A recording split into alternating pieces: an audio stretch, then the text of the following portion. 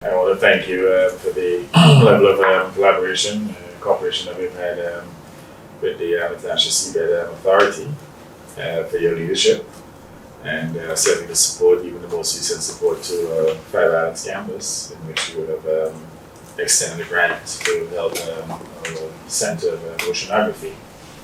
And my understanding is that there is a contest coming up, candidature for Secretary General. Yes. Well, we've been advised by our distinguished ambassador here that we are the best option to maintain stability. And we know that you're going through a very difficult period at this time. In fact, I don't know how our recent advisory opinion would impact other members. Maybe some may want to withdraw, in the sense that, though not binding, I mean, the advisory opinion from ITLAS would have indicated that the state parties that they are violating their obligations to maintain pristine marine environment. We have done so not necessarily to have any acrimonious relationship with these large polluters, but at the same time to open up a legal option just in case the voluntary efforts with these various COPs do not bear the type of results in terms of the adequacy of the funding and the urgency in reducing emissions. So again, it's not a tool that we intend to abuse, but one in which we intend to hold these large polluters accountable. And certainly the collaboration between the authority and certainly Antigua and Barbuda is one of the major movers and shakers in COSIS would be required to ensure that we are fully aligned. I'm sure you're familiar with COSIS. That's the commission that we formed about 3 years ago on the margins of the COP in Glasgow. It's myself and the former Prime Minister of Tuvalu who actually formed the commission. It was considered to be contentious at the time, but as I said to my other colleagues at the time, it was a necessary commission to fight for climate justice and ultimately to have yet another pathway to implement all of the voluntary efforts, because at the end of the day, if we don't move towards protecting our planet, we may find ourselves with irreversible damage which could imperil our civilization. So we believe that there's some synergies that the COSIS Commission can obviously exploit by having even closer cooperation with the authority. And certainly anything that we can do to ensure that the work of the authority is advanced, even in terms of addressing some of the challenges that you're faced with, you can certainly count on our advocacy.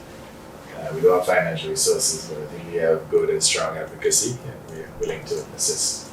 So, in any case, as I said before, a pleasure receiving you.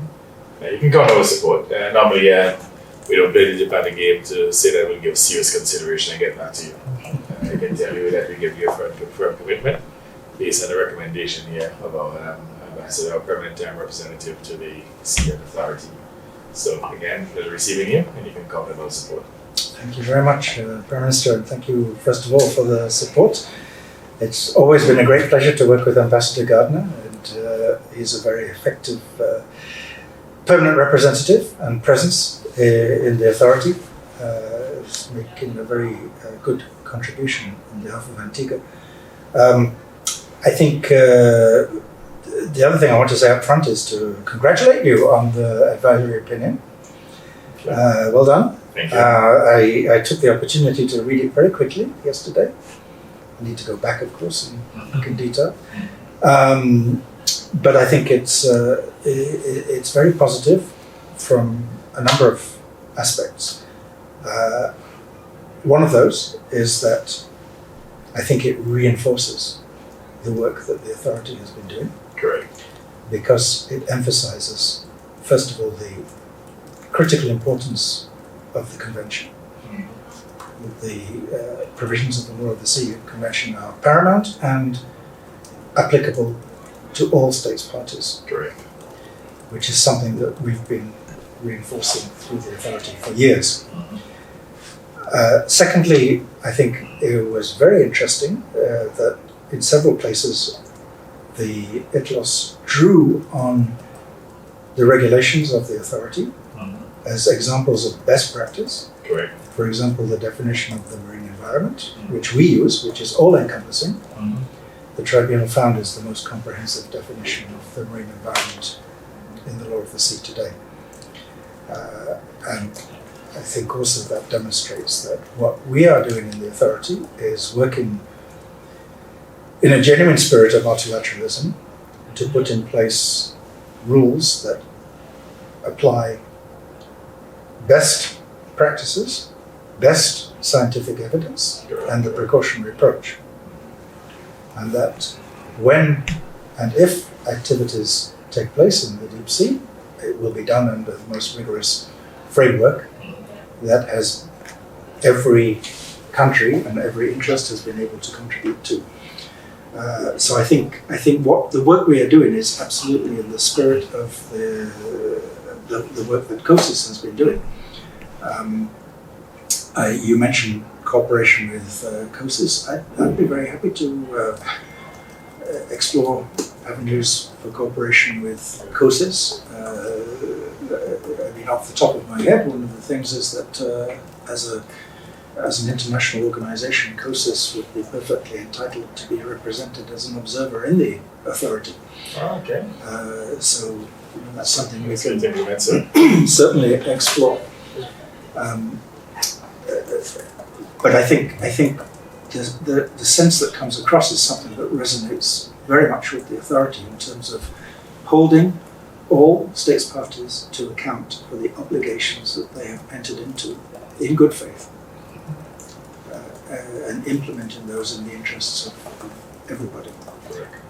And as you mentioned, some challenges we face. There are some states, a small group of states that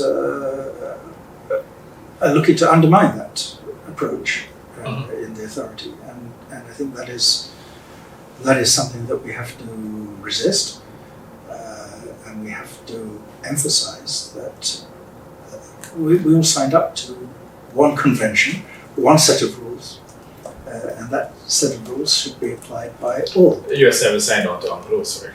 The US has not yet signed on to UNCLOS. And it's probably won't anytime soon. Well, there are efforts going through actually at a very high level in the US at the moment. There are undercurrents that they're trying to. There's another ratification attempt at the moment because I think they recognize the importance of being a party. Well, who knows whether that will bear fruit with the elections coming up this year? Nobody knows. All right. I don't know if there'll be any fruit bearing this government's change. But I think we're also very happy to be here to launch this new cooperation. Yes. It's not just a one-off grant. I want to make that very clear. It's what we hope is the beginning of a long relationship with Antigua and Barbuda. Right, and I think too, where you can also help us is in the area of research and development, especially when it comes to marine resources, so that we can exploit them in a sustainable way. One of the areas that we've been contemplating is the area of sand mining, offshore sand mining, but to create the type of framework in which we can do so responsibly and sustainably. And I believe that is one of the areas in which you could possibly assist us. I mean, we've been importing sand now from abroad. When we have a significant amount of sandbanks, offshore. Yeah. But again, we lack the technical expertise, and I'm told too that we may have some mineral resources potentially in commercial volumes, lithium, for example. We had a firm at one point that we had engaged, but we're told that their dealings with another country is such that they end up with litigation. So we actually decided to put that in pause. But I believe again, if we can get some form of research done to make a determination if the minerals exist, and certainly in commercial quantities, if there's any way that you can help us in that way, I'm quite sure it would be of great value to the government and people of Antigua and Barbuda. We can certainly explore those possibilities. And, so, Ambassador, if you can also look at that. I mean, we're large marine states, and ultimately, in terms of sustaining ourselves, I believe we'll have to become more dependent on fish and fish products. Because of climate, we have actually seen a significant reduction in the amount of cows and small ruminants. The population has dwindled to the extent that about 90% of the meats that we consume are imported. So you can imagine how food insecure we are. And perhaps sometime in the future, as the population grows, we will become more dependent on protein from the marine environment. Hence the need for us to be in a position to further exploit that sector in a sustainable way. I was told that some time ago there was an estimated, some estimation as to how much fish and fish products we can harvest on an annual basis, and we're told that's probably about 10,000 tons annually on a sustainable basis. Again, we also need to look at I don't know if the formal study was done, it's just an estimation based on the sea space, but it'd be good if we can have some scientific determination as to what we can do, and even a study as to the type of equipment and the technologies that we require in order to harvest or to exploit these opportunities, because the marine space represents natural space for diversification. So again, we will need to have some level of cooperation there with the Seabed Authority to help us with the technical assistance. Certainly. Look, I think the blue economy is going to become massively important to all SIDS in the future. And as you say, big ocean states. There's a much better way of looking at it. Sure. If you look at the old economy, the fossil fuel-based economy, SIDS are at the back end. They're at the end of the queue and the most disadvantaged, right, because you're waiting for the supplies to come. When that economy changes, SIDS need to be at the front. And Agreed. Need to take advantage of the opportunities of the blue economy to realign all sorts of things, the global trade balance, the global resource allocation. It's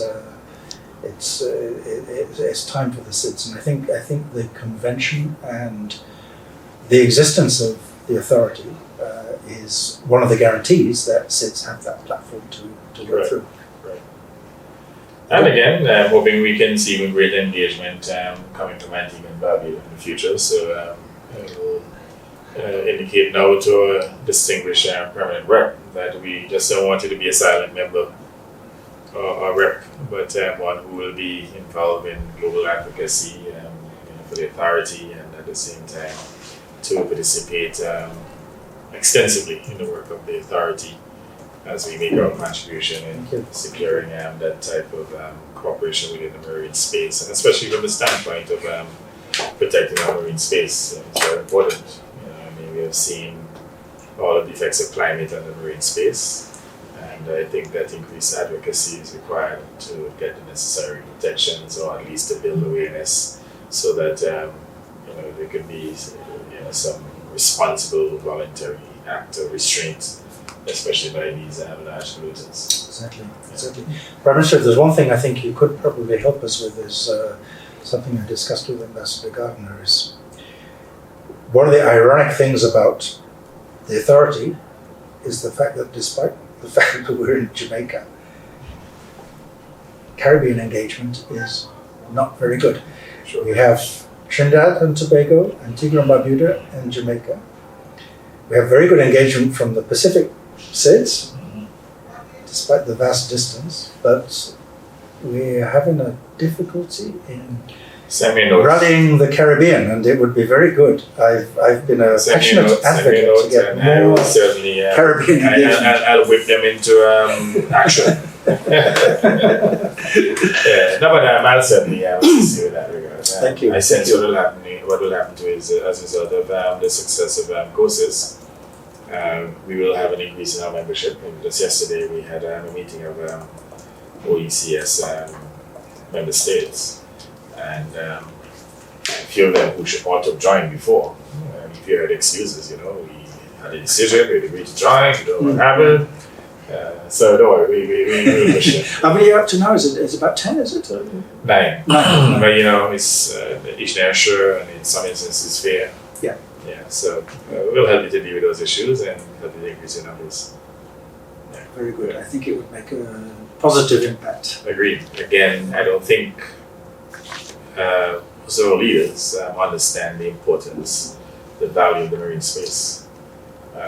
We are terrestrial based in terms of our governance outlook, and there has to be a shift now, recognizing that the research and development in that space and that marine space must start now, so that as the shift takes place, we are positioned to benefit from the growth and development of that space. So, certainly a pleasure, and as I said to you, count on our support. Thank you very much. Appreciate Anything, Ambassador, permanent rep? No, that's about it, yeah. But there's an issue about training in terms of a national sovereignty about Europe. And we have seen that started to bear fruit in terms of training, especially for personnel from the blue economy. They have participated. So we look forward in terms of further engagement with the authority in terms of training of our nationals in this specialized field, because it's important to build capacity and develop capacity also. Maybe too, with the support that they give to the Center for Oceanography, these training components could be part of the program, the curriculum, to support the theoretical aspect of the curriculum. You're correct, Pierre. Also, there is a workshop that is planned as part of the one of the first activities will be a workshop later this year, maybe around. I don't want to say a date because I'll probably do it wrong, but we will be back to organise that workshop and hopefully get some concrete capacity development ongoing. All right, sounds good.